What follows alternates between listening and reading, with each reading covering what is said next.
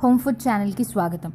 ఈరోజు మీకు నేను వీరమాచనేని సార్ డైట్ ప్రకారం ఉప్మా ఎలా చేయాలో చూపించబోతున్నాను. దీనికి కావాల్సిన పదార్థాలు: కాలీఫ్లవర్ రైస్, నెయ్యి, జీలకర్ర, ఆవాలు, కరివేపాకు, ఉప్పు, green chilli, red chilli, ginger, onion, water and coriander. ముందుగా ఒక ప్యాన్ తీసుకొని దాంట్లో 2 టీ స్పూన్స్ ఆఫ్ గీ వేయండి. గీ వేడెక్కగానే ఒక అర టీ స్పూన్ జీలకర్ర, అర టీ స్పూన్ ఆవాలు వేయండి. అవి చిటపటలాడాక కొద్దిగంతా కరివేపాకు వేయండి. ఆ తర్వాత ఒక రెడ్ చిల్లీ, ఒక గ్రీన్ చిల్లీ వేసి మరలా తిప్పండి ఒక నిమిషం. ఆ తర్వాత సన్నగా కట్ చేసుకున్న జింజర్ 1/2 టీ స్పూన్ వేయండి.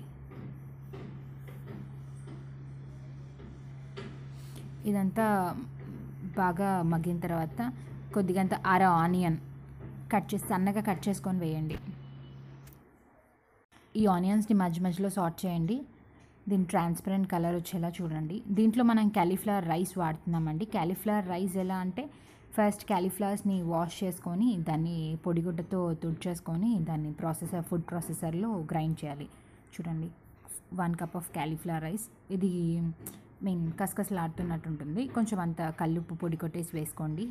అండ్ దీన్ని బాగా మిక్స్ చేయండి. అండ్ దీంట్లో కొద్దిగంత వాటర్ని యాడ్ చేయండి, జస్ట్ కొంచెం. దీని మీద మూత పెట్టి 2 నిమిషాలు కుక్ చేయండి. సిమ్లో పెట్టి కుక్ చేసుకోండి. మరలా మూత తీసేసి కలపండి ఒకసారి.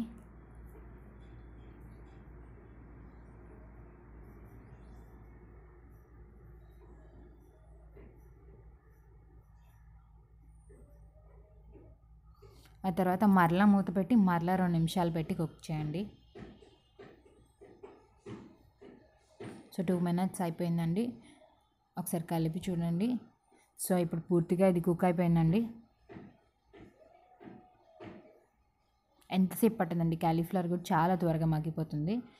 సో దీంట్లో మనం లాస్ట్లో ఇంకా గార్నిష్ చేయడానికి కొరియాండర్తో గార్నిష్ చేసుకోండి. ఇలా సర్వ్ చేయండి, చాలా బాగుంటుందండి. ఇది రెసిపీని మీరు కూడా ట్రై చేయండి అండ్ మీ ఫీడ్బ్యాక్ని కూడా షేర్ చేస్తూ ఉండండి.